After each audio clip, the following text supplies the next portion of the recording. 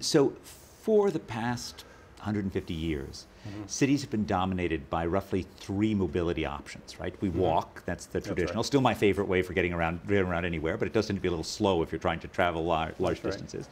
We have various forms of rail-based transportation, some above ground, some beneath ground, and of course we have automobiles and variants on the internal combustion engine. Those are the big three.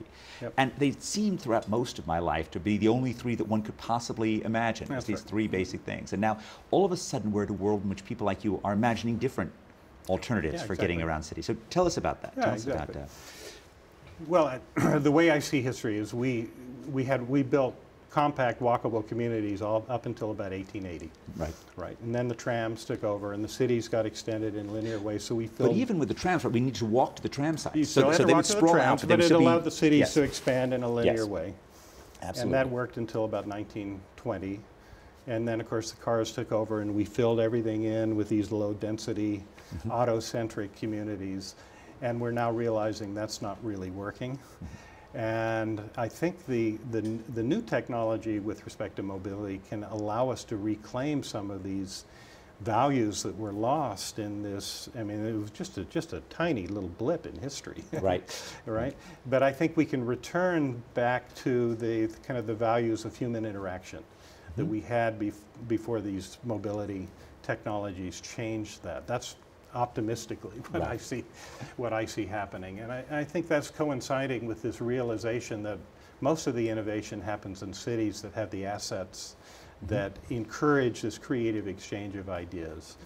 And rather than research parks that are out in the suburbs where you drive and you work 9 to 5, that the new kind of research village will be in the city, and we need to live and work and socialize all in this compact community. So I think this transition to autonomous vehicles, if we do it right, and if there's good public policy that makes sure that the cities see the deployment of the systems that actually help the cities, I think we can get back to this. So right in back of you are our little vehicles, our little three-wheel autonomous electric vehicles that we, by the way, call PEVs for persuasive electric vehicle, because we want to persuade people to use a more sustainable mode and persuade people to get more physical exercise. And so we're building prototypes of these vehicles and testing them in various places, and then we're building into our modeling and simulation tools. And autonomous vehicles, and what we're working on, is something really in between those, these PEV that I described.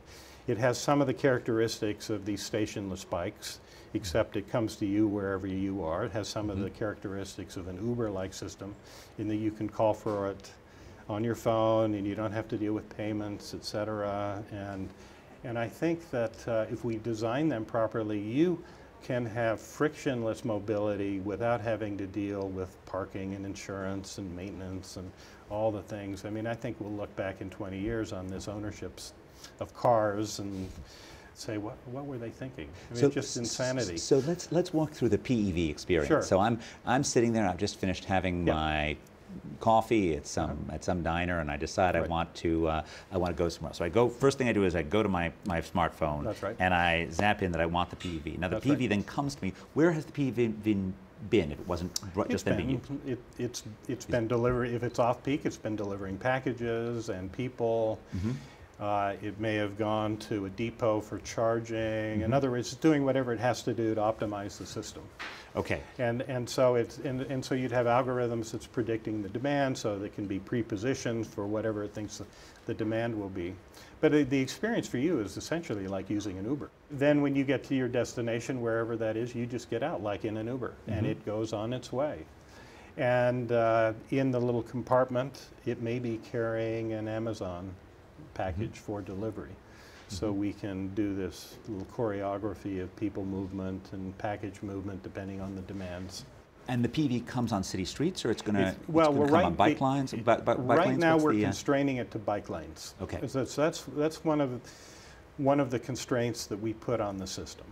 So the infrastructure in the city can be paint. Right.